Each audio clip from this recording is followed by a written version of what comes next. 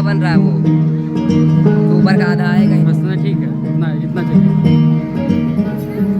तो उधर इससे दिया। चलो जल्दी छोड़ो से छोड़ो उठ छोड़ो। जाओ। अरे हम घुमाया अभी तक करेंगे। काम बाकी है, चलो जल्दी। बढ़िया है। बैठ जा जाके, खड़े रहे। हाँ बैठ।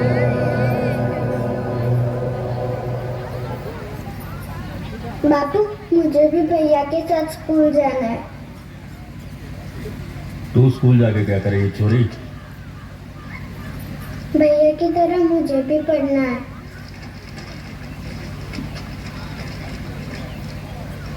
तू पढ़ाई लिखाई करके क्या करेगी छोरी? है?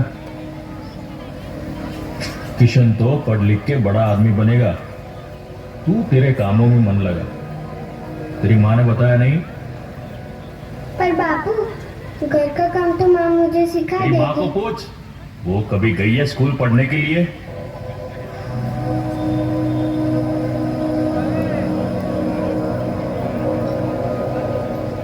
और बेटी, तुझे पढ़ाई लिखाई करके कौन से हिसाब किताब करना है? घर के काम में मन लगा, आगे जाके ससुराल में यही सब करना है। हाँ?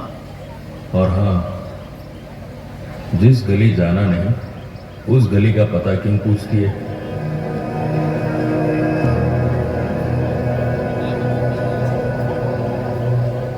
माया के बापू, वो माया के रिश्ते के बारे में कुछ बोल रहे थे, क्या हुआ उसका? अरे हाँ, वो तो आपको कहना ही भूल गया। बापू बता रहे थे कि माया को देखने के लिए लड़के वाले आने वाले। भैया, अच्छा मुझे स्कूटर चलाना सिखाओगे? मुझे भी सीखना है। देखा माँ, इसका फिर से शुरू हो गया। कभी कहती है ये सीखना है, वो सीखना है, ये करना है, वो करना है। अब आज बोल रही है कि मुझे स्कूटर चलाना सिखाओ। सुन, अपने ध्यान अपने घर के कामों में रख। वो सब सीखना जरूरी है तुझे, ये सब नहीं। बाकी कामों के लिए हम बैठे हैं इधर। और हाँ, ससुराल में भी होंगे ना घर चलाने के लिए मेरे होने वाले जीजा जी। है ना माँ? हाँ बेटा।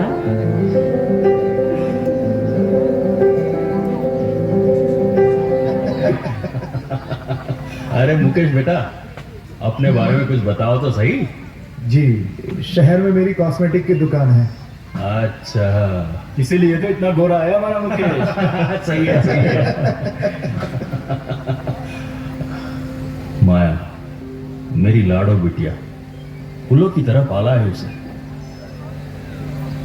बचपन से हर एक इच्छाएं पूरी की है उसकी।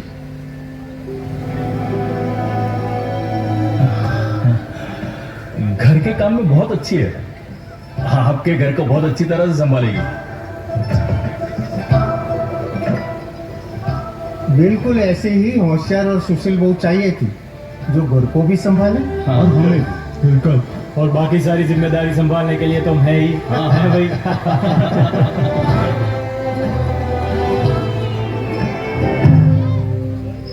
माया की शादी के कुछ साल बाद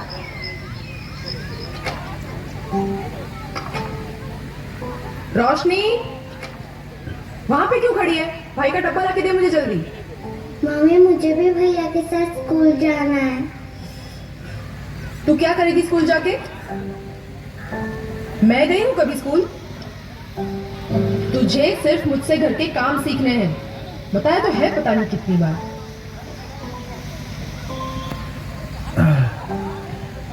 लालू, बेटा स्कूल के लिए तैयार हो जाओ। हाँ हाँ जी पापा, बस 2 मिनट में हो ही रहा हूँ। बेटा, स्कूल में मन लगा के पढ़ना।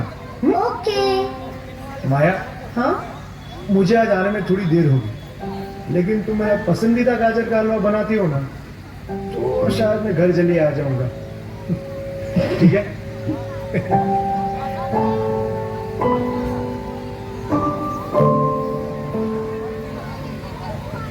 हेलो।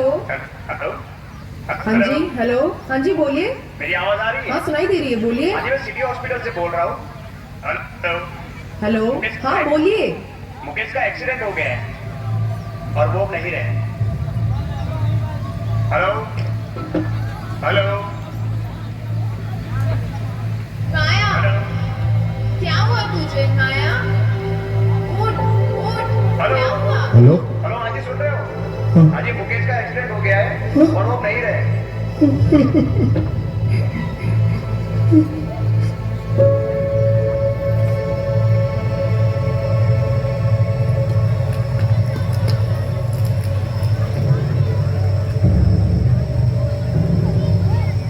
वो मुकेश के दुकान की चाबी आ गई है। कोई संभालने वाला तो रहा नहीं।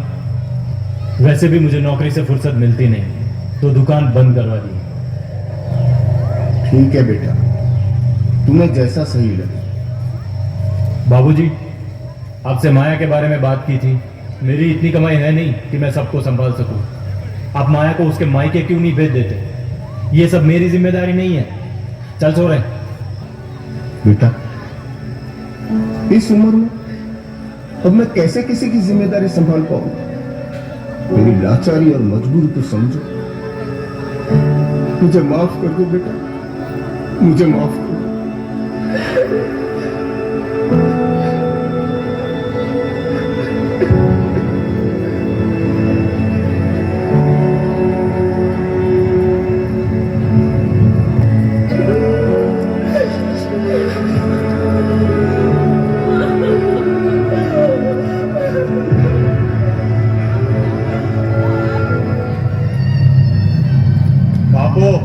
माया और दोनों बच्चों को यहाँ भेज देने का क्या मतलब होता है? माया को संभालना उन लोगों की जिम्मेदारी है। उन लोगों ने नहीं संभाला, इसीलिए तो भेजा है। इसका मतलब जिंदगी भर अब हम संभाले? मैं नहीं कर सकता। अपना ध्यान अपने घर के कामों में रख, और बाकी सारी जिम्मेदारी संभालने के लिए तुम है ही है भाई।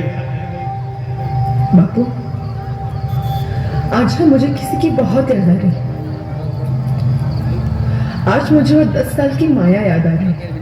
वो छोटी सी मासूम सी माया जो अपने बापू पर आश्रित थी, जिसके दिल में पढ़ने का ख्वाब उठा था, जो स्कूल जाना चाहती थी, अपने भाई की तरह ही वो भी पढ़ना चाहती थी, आगे बढ़ना चाहती थी।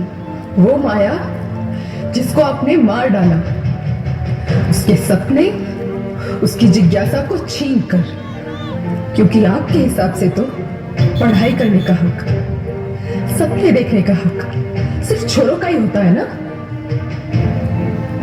मैं फिर भी खुश थी, जिंदा थी मैं, अपनी माँ की तरह, उन हजारों औरतों की तरह, अपने बच्चों और अपने पति के लिए बहुत सारे बलिदान देती थी, और इस विश्वास के साथ जीती थी कि मेरी रक्षा करने के लिए, मेरा घर चलाने के लिए, मेरे बच्चों और मेरी जिम्मेदारी उठाने के लिए मेरा पति है ना। स्टैंड रुकेगा नहीं। कहाँ है मेरा पति? मेरा पति तो नहीं है। बापू, एक बार और कोशिश करते हैं। मुझे भी पढ़ना है, मुझे स्कूल जाना है।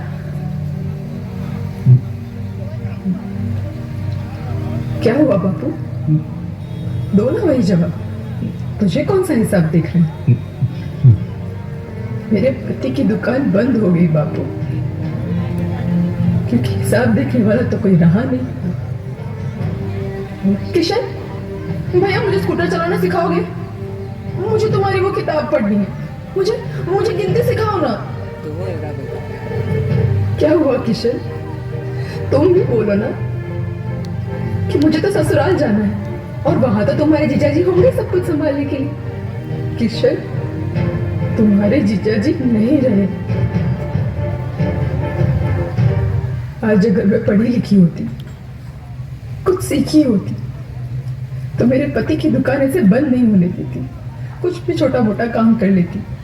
लेकिन इस तरह मुझे अपने और अपने बच्चों के लिए किसी के आगे हाथ नहीं फैलाने पड़ते, किसी पे बोझ नहीं बनती मैं। बापू, आपने तो मेरी हर इच्छा पूरी की थी ना, तो मेरी पढ़ने की इच्छा को पूरा क्यों नहीं किया? क्यों आपको छोरियों को पढ़ाना जरूरी नहीं लगता? क्यों हमेशा हमें यही सिखाया जाता है कि पढ़ना लिखना, कमाना, घर चलाना ये सब सिर्फ मर्दों का ही काम है? हमेशा औरतों को मर्दों पर निर्भर बनाया जाता है। क्यों हमें आत्मनिर्भर नहीं बनाते? देखा चलाओ, नहीं लाइव चलाइए। शिक्षा पाना हर इंसान का जन्मसिद्ध अधिकार है। ले काम चलेगा। आप कौन होते हैं उसे छीनने वाले? चलाओ ना, लिखा भोकाल बनाए ना, क्या करे दुनिया देख। उस दिन मुझे अपनी गलती का एहसास हुआ। एक पिता होने के नाते मेरा प्रायश्चित तब तक पूरा नहीं जब तक समाज में समानता का अधिकार न हो। इसमें लड़का और लड़की में भेद कैसा? आज मुझे लगता है कि वो कन्यादान अपने आप में पूरा नहीं, जब तक हम अपनी बेटियों को शिक्षित ना करें और उसे आत्मनिर्भर ना बनाएं। मेरी हर पिता से विनती है कि वो अपनी बेटियों से शिक्षा प्राप्त करने का अधिकार ना छीने।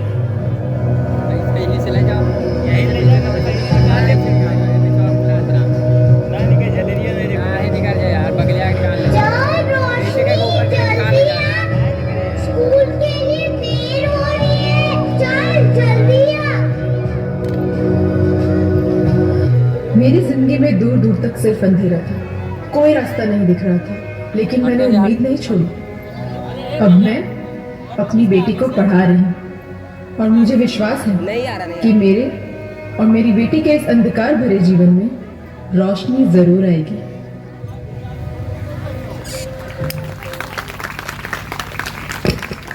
वीडियो बनाता जा रहा है।